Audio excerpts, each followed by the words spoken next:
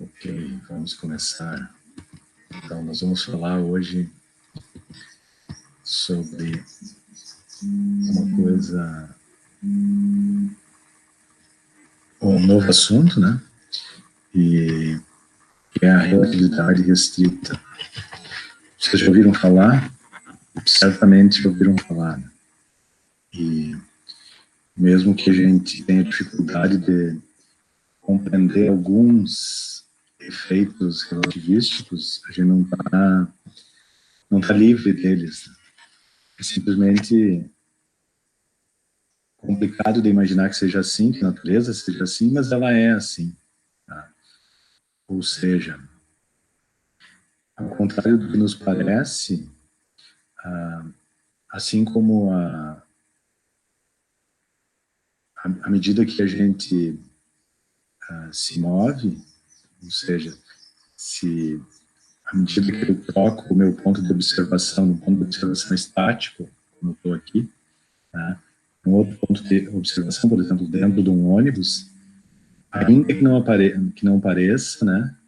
E ainda que não seja perceptível e ainda que talvez seja impossível de medir, para esse caso, né? Eu aqui parado, ou eu ali dentro do ônibus, andando aí a 40, 60 quilômetros por hora, a verdade é que o tempo também passa numa cadência diferente.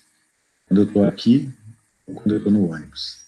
Tá? Isso é bem contra-intuitivo e não é a única coisa. Da mesma maneira, os tamanhos também são diferentes. E como o tempo e o tamanho das coisas são diferentes, se eu estou observando parado, ou se eu estou observando lá dentro do ônibus, vocês podem imaginar assim, estando dentro do ônibus, eu observo uma pessoa do meu lado ali, em pé, e observo a mesma pessoa lá na parada do ônibus, enquanto eu passo dentro do ônibus. A verdade é que na ponta do lápis, o tamanho dela e o tempo que passa para ela são diferentes. E isso parece não ter muita importância, porque afinal não é só o tempo e a distância, sei lá. Mas pensem que se o tempo passa numa cadência diferente e se a distância tem uma medida diferente, o comprimento é diferente, certamente a velocidade que eu meço dentro do ônibus de um pássaro que está passando lá em cima e a velocidade que uma outra pessoa parada na parada de ônibus mede desse pássaro são diferentes também. Okay? E, então, se tem implicações na velocidade, vai ter implicações em outras coisas. A gente pode se perguntar se a energia eu meço diferente, né? Afinal, a energia cinética pelo menos tem a ver com a velocidade, se a velocidade não é a mesma. Então, nós vamos tentar responder essas perguntas nas próximas aulas e, matematicamente, isso não é muito difícil de fazer, tá? Ou seja, as contas, elas são razoavelmente simples. O que é difícil mesmo é se convencer de que, de fato, o tempo passa diferente para mim. E, bom, mas tudo isso pode ser explicado baseado em dois postulados, tá? Ou seja, como o nome diz, são postulados. Ou seja, a gente vai postular que as coisas são assim. Tá? E o primeiro postulado diz o seguinte, ó, ele é um postulado que vocês talvez já conheçam, né? E talvez já tenham ouvido ele falando das leis da mecânica, mas o fato é que as leis da física são as mesmas para os observadores que estão situados em diferentes referenciais inerciais. Então, eu quero dizer que se eu estou nesse referencial aqui parado, ou parado ali na parada de ônibus, as leis da física para mim são as mesmas que são para uma pessoa que está lá dentro do ônibus, andando com uma certa velocidade em relação a mim. Tá? Se os referenciais estão acelerados um em relação ao outro, aí a coisa fica mais complicada, porque, por definição, esse não seria um referencial inercial. Mas nós vamos parar por aí, ou seja, Se eu tenho referenciais inerciais, as leis da física são as mesmas em ambos os referenciais, mesmo que as velocidades relativas entre os dois referenciais, que existe uma referência relativa entre os dois referenciais. Tá? Algum problema com esse postulado aí? Comentário? Fiquem à vontade. O outro postulado diz o seguinte, ó, a velocidade da luz no vácuo tem o mesmo valor em todas as direções, em qualquer direção e em qualquer referencial. Tá? Esse aqui já é mais fácil de tentar argumentar, ou pelo menos de criar intuitivamente um argumento contra ele. Seria o seguinte, ó, vamos pensar primeiro que eu estou com uma bola de tênis na mão, uma bola de futebol, e eu jogo ela contra a parede. Tá? Ela vai bater na parede com uma certa velocidade, ou seja, eu estou parado, a parede está parada, nós medimos a mesma velocidade. Se, no entanto, eu venho correndo contra a parede e jogo a bola, a mesma velocidade em relação a mim, né, a velocidade que a parede mede é diferente, entende? Porque a bola está andando em relação a mim com uma velocidade, é a mesma velocidade que no caso anterior, quando eu estava parado. No entanto, em relação, segundo a parede, a velocidade da bola é um pouco maior, porque ela vai somar a velocidade que eu tenho. Tá? Isso é bem intuitivo, né? É o que a gente chama de velocidade relativa, aí, ou é simplesmente somar. Mas vejam que o mesmo não acontece se eu estiver parado aqui e acender uma lanterna, a velocidade da luz vai ser a mesma para mim e para a parede. No entanto, se eu estiver correndo e acender a lanterna, o que esse postulado está dizendo é que a velocidade da luz é a mesma para mim e para a parede. Tá? Ou seja, a minha velocidade não vai se somar com a velocidade da luz. É claro que a minha velocidade é infinitamente menor, ou pelo menos 10 na menos 8 menor do que a velocidade da luz. Tá? Então, não faria muita diferença. Mas o fato é que, mesmo que eu ande muito rápido, que não seja eu, seja uma partícula andando muito rápido e emitindo luz, a velocidade da luz que ela emite é a mesma. Por um referencial que está parado, por um referencial que está andando com a mesma velocidade da partícula, que está andando com a metade da velocidade da partícula, não interessa. Ok? Então, esse postulado que é contra-intuitivo e que a gente pode demonstrar, ou a gente pode provar com medidas de que ele é verdade, ou seja, a velocidade da luz é a mesma para qualquer referencial. Tá? Uma outra coisa importante, né, é que a velocidade da luz, além de ser a mesma, é a velocidade mais alta possível. Tá? Ou seja, nada consegue andar com velocidade maior do que a velocidade da luz no vácuo. Não tem como.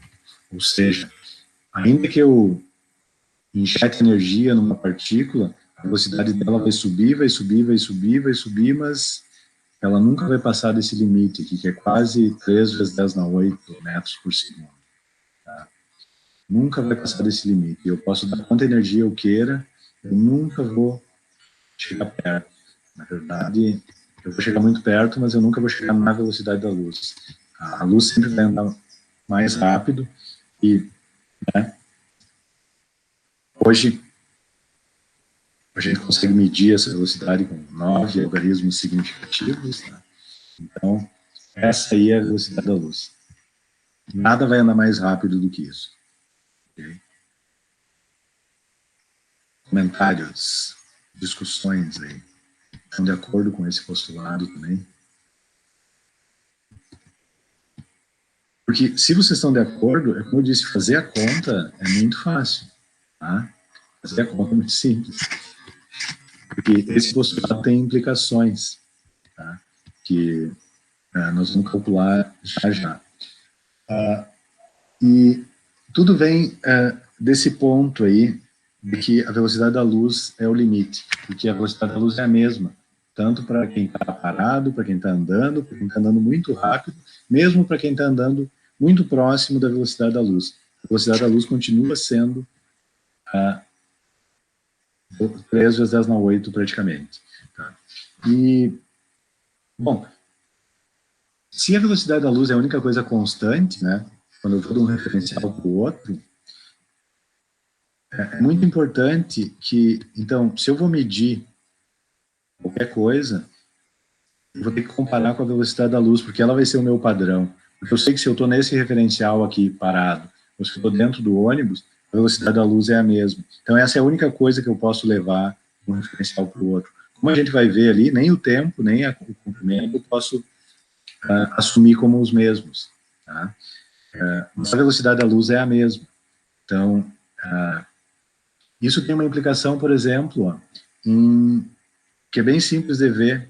Então, vamos imaginar o seguinte: eu estou parado ali, numa parada de ônibus, na beira da rua, e um de vocês está dentro do ônibus, passando aí a 40 km por hora, que seja. Tá? E exatamente nesse instante, simultaneamente, tá? Ou seja, juntinho mesmo, uma pessoa que está na minha esquerda lá, e uma pessoa que está lá na minha direita, e que estão exatamente a mesma distância que eu, cada uma acende uma lanterna. Tá? E, bom, elas não vão estar exatamente a 180 graus, porque senão eu não vou enxergar, né? Mas se elas estão na minha frente, uma lá e uma aqui, né? Um pouquinho para o lado, né? Com um certo ângulo, eu consigo ver ainda. E, do meu ponto de vista, esses dois eventos, essa pessoa acendeu a lanterna, e esse outro evento, essa pessoa acendeu a lanterna, eles são simultâneos. Eu vejo as duas luzes, né, piscar juntas. Tá? No entanto, para vocês que estão no ônibus, e aí vamos tomar cuidado, porque quem está no ônibus vai ver dois eventos simultâneos também, porque as velocidades são muito diferentes, a velocidade do ônibus. Mas imaginem o seguinte, ó, que enquanto as duas pessoas estão lá acendendo, né, as duas pessoas acendem a lanterna, enquanto a luz viaja desses dois pontos, de lá até o olho de vocês que estão dentro do ônibus, o ônibus anda nesse sentido aqui. Entende? Então, obrigatoriamente, e é claro que essa diferença vai ser mínima se a gente for usar velocidades reais, tá? Mas enquanto a luz vem desse ponto até o olho de vocês, o ônibus anda um pouquinho para esse lado. Isso quer dizer que obrigatoriamente a luz que saiu desse lado aqui, né? A luz que saiu desse lado vai chegar antes do que a luz que saiu desse lado aqui. Porque vocês estão andando aqui. Ou seja, do ponto de vista de vocês que estão no ônibus, como a velocidade da luz é a mesma, e como vocês estão andando nesse sentido aqui, obrigatoriamente esses eventos não vão ser simultâneos. Tá? É claro que nesse exemplo em particular, que são uma pessoa parada na beira da rua e outra pessoa dentro do ônibus, e a diferença de velocidade é 40 km por hora, 60, seja 100 km por hora, a gente não vai perceber nada, tá? Porque a distância que o ônibus anda aqui é muito pequena para a gente conseguir contabilizar. No entanto, para partículas subatômicas, que andam muito rápido, muito próximo da velocidade da luz, certamente esses eventos não serão simultâneos. Então, dois eventos são simultâneos ou não são simultâneos, mas depende do referencial. Entende? Duas coisas que acontecem ao mesmo tempo para mim, que estou parado na beira da rua, não acontecem obrigatoriamente ao mesmo tempo por uma pessoa que está andando em relação a mim. Porque é claro que, nesse meio tempo, enquanto a pessoa anda, enquanto o sinal de luz sai do primeiro evento e chega até o observador, e enquanto o sinal de luz sai do segundo evento e chega até o observador se move. Tá? E obrigatoriamente ele não está na mesma situação que eu, que é no meio do caminho. Tá? Então, obrigatoriamente, né, dois observadores não vão concordar em que duas coisas são simultâneas. E também, né, isso é uma consequência disso, né, isso quer dizer que simultaneidade não é uma coisa absoluta, tá? Não é uma coisa absoluta. Ou seja, duas coisas que acontecem ao mesmo tempo para um observador não acontecem ao mesmo tempo para outro observador. Isso é importante quando a gente está medindo o tempo, porque esses dois eventos poderiam ser ligar o cronômetro e desligar o cronômetro. Okay? Esses dois eventos, ou seja, ligar o cronômetro, um observador parado e o outro andando, e depois desligar o cronômetro, um observador parado e o outro andando, não são simultâneos. Ou seja, os dois primeiros eventos que podem não ser simultâneos e os dois outros eventos podem não ser simultâneos. Então, obrigatoriamente, o intervalo entre eles tem que ser diferente, né? Ok, comentários?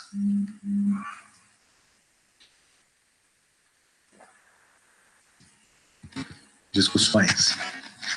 Porque isso nos cria um grande problema, que é como medir o intervalo de tempo entre dois eventos. Tá? Só aproveitando aí, já que vocês estão, a maioria aí, dei um presente ali no chat. Daí, depois para eu saber quem, eu lembro de quem estava aqui. Na verdade, eu acho que só está faltando a Rafaela, né? Mas tá, mesmo assim. Mas então, como que eu meço o tempo que se passa entre dois eventos? Tá? Qual é o chute de vocês? O que eu deveria usar para medir o tempo? Qual é a sugestão de vocês? Acho que eu vou ter que comparar o tempo que eu meço num referencial com o tempo que eu meço, que outra pessoa mede em outro referencial, que está andando em relação a esse. O que seria o lógico de eu usar para medir o tempo? O que vocês acham?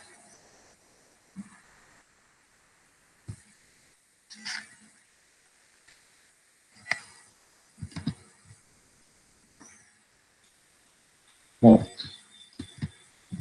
o melhor chute para mim é a luz, porque a gente sabe que a velocidade da luz não muda, independente do referencial, esse é o segundo postulado. Então, nós vamos usar a luz para medir, né, a distância entre dois eventos. Então, vamos começar medindo o tempo dentro do ônibus. Tá? Então, eu estou lá dentro do ônibus e eu tenho que bolar um esquema para medir o tempo entre dois eventos. Então, eu vou medir o tempo entre dois eventos que são... eu acendo uma luz e eu acendo a luz aqui, evento 1, ela vai até em cima do ônibus, bate no espelho e volta e bate no fundo do ônibus aqui, que é o evento 2. Tá? Ou seja, esse tamanho aqui é o tamanho do ônibus, né? Então, eu posso... Não sei como é que eu faria isso na prática, mas eu estou imaginando uma lâmpada no chão do ônibus em que eu posso ligar. E aí eu vou medir a distância entre o tempo que a luz subiu até o teto, bateu num espelho que está lá e voltou. Tá? Vocês devem estar se perguntando por que isso está desenhado assim, mas isso é importante. O ônibus está andando aqui, né? Por exemplo, aqui para lá, né? E então é importante que esse esquema seja desenhado assim, porque essa direção aqui é perpendicular ao movimento do ônibus, que nessa direção aqui. Tá? Isso vai ser importante. Mas, essencialmente, eu estou usando a luz para medir o intervalo de tempo entre dois eventos. O evento 1, eu acendo a luz, ela vai lá e volta. Tá? Esse é um tempo que eu vou medir. Outro tempo que eu vou medir, né? Então, meu cronômetro está parado aqui, eu acendo a luz, começo a marcar o tempo, ela vai até lá em cima, volta e anda um tempo aí delta T0. Tá? Uma outra coisa importante aí é que nessa medida eu estou definindo o intervalo de tempo aqui como delta T0, tá? Eu vou chamar esse intervalo de tempo num nome especial que é muito importante, que é o tempo próprio. Tá? Delta T0 é o tempo próprio. E por que eu chamo ele de tempo próprio? Porque ele é o tempo que eu meço num referencial em que eu estou em repouso. Tá? Eu estou dentro do ônibus, o espelho está dentro do ônibus, a lâmpada está dentro do ônibus, tudo está dentro do ônibus. Então, nós estamos parados, eu com o meu cronômetro e o ônibus, entende? O que eu estou vendo está parado, não está se movendo em relação a mim. Então, esse tempo eu chamo de tempo próprio. Ele é um tempo que eu meço no referencial em que eu estou em repouso. Ou seja, eu não estou medindo o tempo do que leva para né, a parada de ônibus andar de um lugar ao outro, né? Que do meu ponto de vista do ônibus, né, a parada de ônibus está andando aí. Se o ônibus anda para lá, a parada de ônibus anda para lá. Ou, se eu estou na parada de ônibus, né, o ônibus está andando, então eu não estou medindo isso lá. Então, esse é o tempo próprio. Tá? Quando eu estou na calçada, por que eu vou medir um intervalo de tempo diferente? Nós vamos ver, vamos fazer a conta, mas o que vai acontecer é um pouco diferente. Ó. Eu vou medir um ΔT, esse não é o tempo próprio, mas ele é um pouco diferente, ó, porque, vejam comigo, ó, o evento 1 acontece aqui. Eu acendo a luz lá dentro do ônibus e a pessoa que está na calçada começa a marcar o tempo. Mas enquanto a luz sobe, o ônibus anda para a direita. Tá vendo? Tem um movimento aqui. Ou seja, enquanto a luz sobe daqui até o espelho, o ônibus está andando aqui. Então, a trajetória da luz, do meu ponto de vista, ou do ponto de vista da outra pessoa, na calçada, não é andando para cima. Tá? Enquanto a luz vai do chão do ônibus até o teto, o ônibus anda um tantinho para cá. Ou seja, ela faz uma trajetória para o lado aqui. Tá? E aí ela bate no espelho, e enquanto a luz desce do espelho até o chão, o ônibus anda para a direita. E aí a luz faz essa trajetória. Então, do ponto de vista de quem está na calçada, é diferente. Tá? E se a gente não estivesse falando aqui da luz, tudo ia estar bem e tudo ia funcionar direitinho. Né? Nós ia ter velocidade relativa, ia compensar. Mas nesse caso aqui, não vai dar para compensar, porque a velocidade da luz, enquanto ela anda essa distância aqui, é a mesma velocidade da luz, enquanto ela anda a distância reta para cima, do ponto de vista do cara que está lá dentro do ônibus. Tá? Nós vamos fazer a conta aqui. Mas o que eu quero dizer é o seguinte, ó, que do ponto de vista de quem está na calçada, né, a luz anda uma distância L, subindo, e uma distância L descendo, e por quê? Porque enquanto a luz está indo para cima, o ônibus anda até aqui, enquanto a luz está indo para baixo, o ônibus anda até aqui. Ou seja, tem uma diferença de tempo aqui que eu estou chamando de ΔT, tá? Diferente de ΔT0, que é um pouco diferente. E qual é essa diferença? Ou seja, quão diferente é o intervalo de tempo num referencial e no outro? Tá? Bom, vamos fazer a conta. Tá? Aqui é muito simples, tá? Porque a luz anda D para cima, D para baixo, e isso leva a ΔT0. Então, 2D dividido por C, né? A distância que a luz andou, dividido por C, a velocidade da luz, dá ΔT0. Muito simples.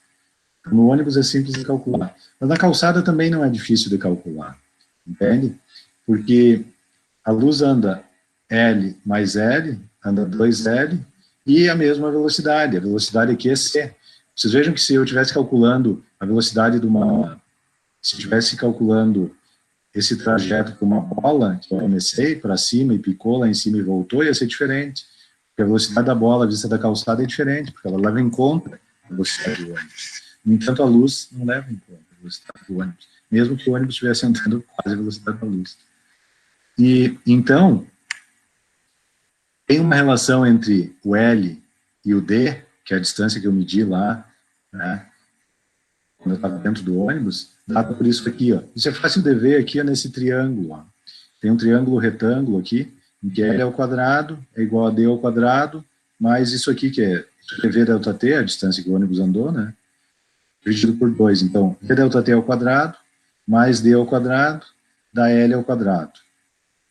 É isso, né? Ou seja, L vai dar isso aqui.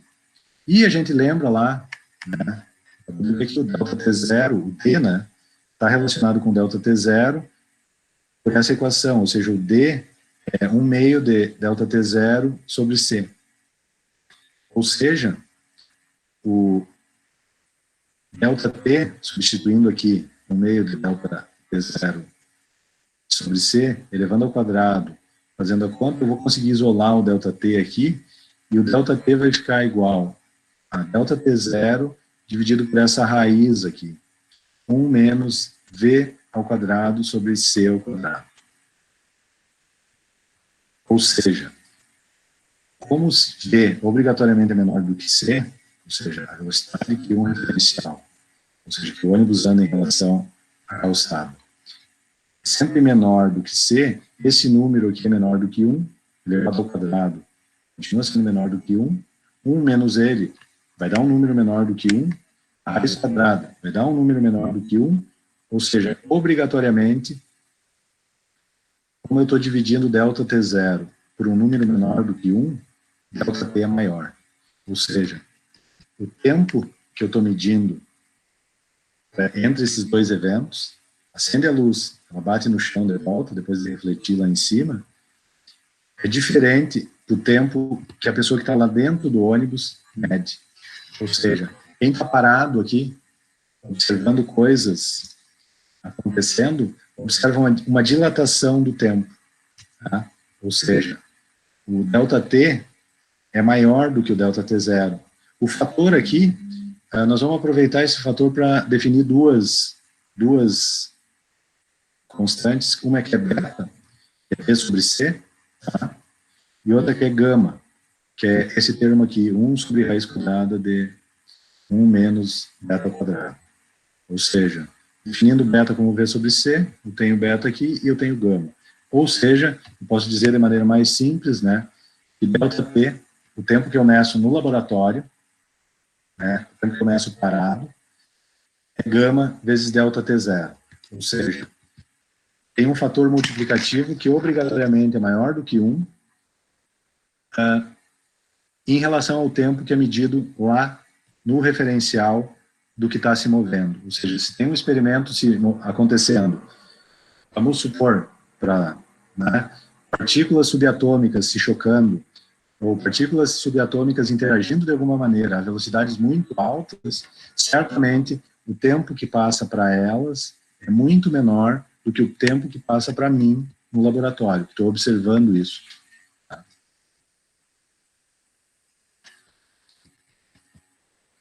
Não é só isso também, né?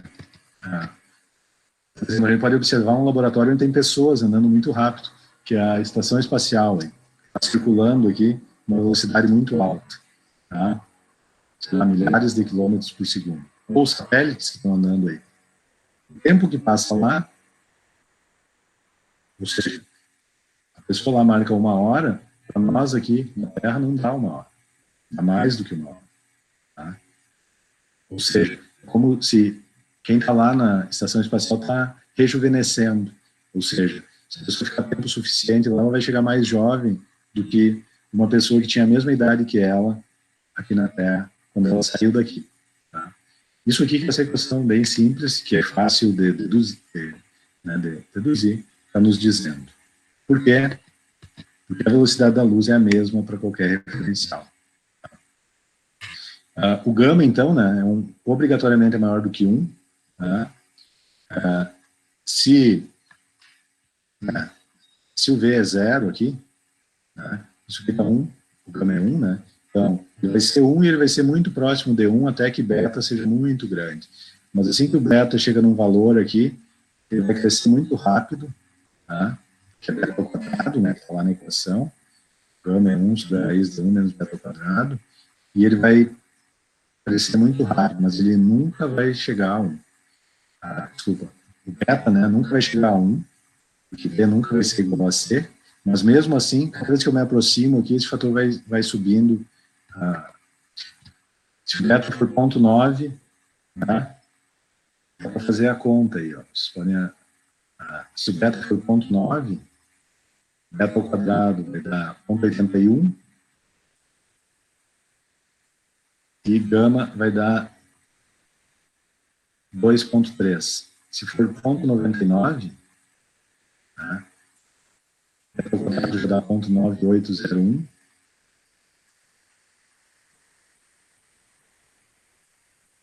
e aí o gama já dá 7.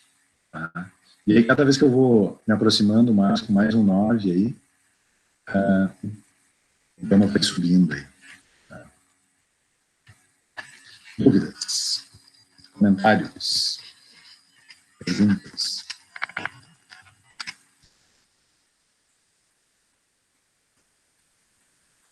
Então, vamos fazer o seguinte, vamos fazer esse exemplo aqui, só para ter uma ideia dos números aí. E aí, vamos fazer um menos radical que esse. Então, é o seguinte, vamos usar um exemplo mais real, que é a Estação Espacial Internacional que está voando aí sobre nós. Vocês já viram ela? Então, como é que fica o comprimento? E eu posso adiantar que, assim como o tempo se dilata, para quem está observando do laboratório, né? Coisas que acontecem no referencial que tem movimento, o comprimento se contrai. Tá? E pela mesma razão. A gente poderia usar o mesmo experimento para fazer a medida, ou seja, eu tenho uma pessoa no ônibus que está andando para lá, eu tenho uma pessoa na parada aqui, de ônibus, e vamos medir um comprimento, por exemplo, o comprimento do ônibus. Então, só que nesse caso, se vocês forem fazer o experimento, ou se querem fazer a medida, a redução da equação dessa maneira, tem que se tocar que, então, eu tenho que fazer a luz andar nessa direção também. O meu cronômetro luminoso tem que ser nessa direção, ou seja, se eu botar a luz andando para cima e para baixo, não vou perceber isso. Foi por isso que nós usamos a luz indo para cima e para baixo, porque o comprimento D ali, vocês lembram que quando a gente fez a redução, nós dissemos que o D também não muda quando eu estou na parada e quando eu estou dentro do ônibus. Isso é importante, tá? Ele realmente não muda. O comprimento só se contrai na direção em que o referencial está andando em relação ao outro. Tá?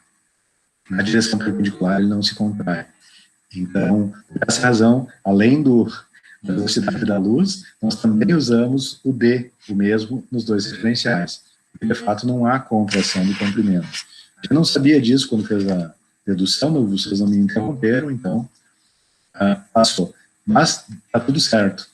A gente pode demonstrar que o comprimento não se contrai numa direção perpendicular ao movimento.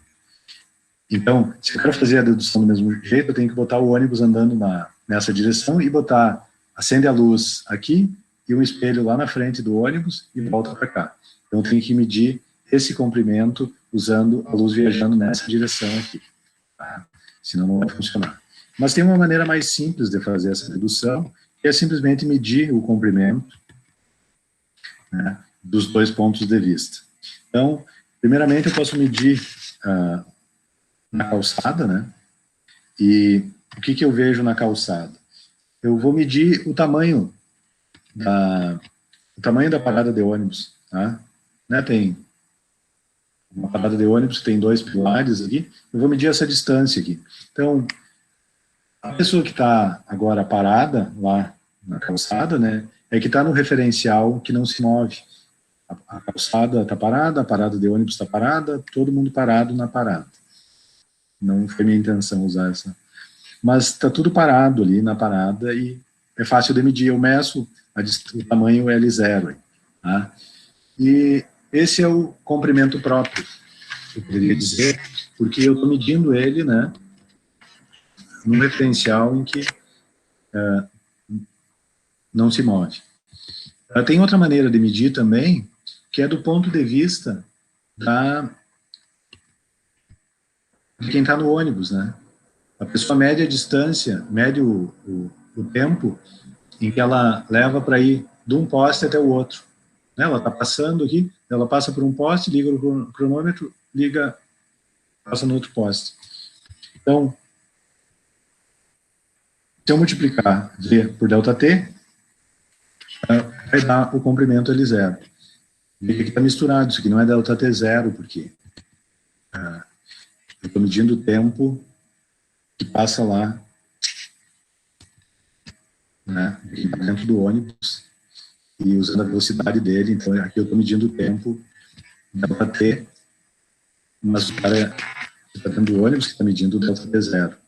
Porque ele está andando em relação a mim, então eu não estou medindo o tempo ΔT0, só estou medindo o comprimento L0, porque o comprimento está parado aqui. Tá? O ΔT eu não estou medindo. Tá? Mas então, a pessoa lá passou no primeiro poste, passou no segundo poste, eu medi esse tempo, deu ΔT, e multipliquei pela velocidade que ela está, e dá o comprimento. Para quem está no ônibus, é um pouco diferente. Né? Porque lá, essa pessoa não mede o comprimento L, ela mediria o comprimento L se ela estivesse medindo o comprimento do ônibus, e não da parada. É o que eu digo, nesse caso a gente tem que usar um cronômetro diferente do que aquele que nós usamos lá no início, mas é possível também uma outra dedução, até se vocês quiserem, a gente pode fazer ela depois da aula, ou me perguntem. Mas nesse caso, né, vejam que essa velocidade aqui é a velocidade que a pessoa que está no ônibus vê a parada andar por ela, porque se o ônibus está indo para quem está na parada, o ônibus vem daqui até aqui, para quem está no ônibus, a parada vem daqui até aqui. Né? Essa é a mesma velocidade. E então a parada passa com essa velocidade v e ela marca essa distância delta t0 aí. Né? É isso, né? Alguma dúvida aí? Porque se vocês não têm dúvida, a gente resolveu o problema. Se eu quero saber qual é a contração do comprimento, basta eu dividir L por L0, ou L0 por L, porque, como vocês viram, né, um depende de V delta T e o outro depende de V delta T0. Então, quando eu dividir os dois, a relação vai ser delta T por delta T0 ou delta T0 por delta T, que é gama. Então, a relação entre os comprimentos é a mesma relação que entre, né, vocês veem que L por L0 é delta T0 por delta T. O V vai cortar aqui. Né? Ou seja, é 1 sobre gama. E a gente pode ver direto que enquanto delta T0 por delta T está desse lado de aqui está L por L0. Então, a relação entre delta T e delta T0 é gama, a relação entre L e L0 é 1 sobre gama. Tá? É o inverso. Então, o que acontece, né, como gama é sempre maior do que 1, para quem está parado, né, o comprimento é menor do que para quem está andando, ou do outro ponto de vista, né, para quem está andando, os comprimentos são maiores. Então, se eu estou no laboratório e eu meço o tamanho de alguma coisa que está andando em velocidade alta, eu meço um comprimento menor do que de fato ele tem, tá? Lá naquele referencial onde ele está andando. E por isso que a gente chama de contração do comprimento. O L aqui é o ponto de vista do laboratório. O L0 é o ponto de vista da partícula lá, das partículas que estão se movendo muito rápido perto da velocidade da luz. Né? Nós aqui vamos resolver problemas que tem ônibus e naves espaciais, etc., mas lembrem que para coisas muito grandes, essas diferenças são, né, imperceptíveis, ou tanto para a nossa intuição, quanto para se a gente tentar medir mesmo elas.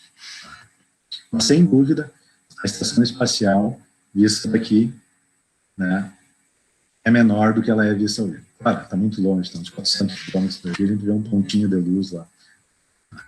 Mas não é isso que é a contração do comprimento.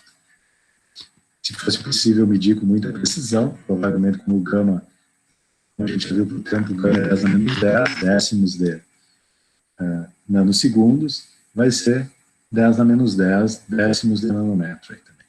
Tá? Ok, dúvidas, perguntas, comentários?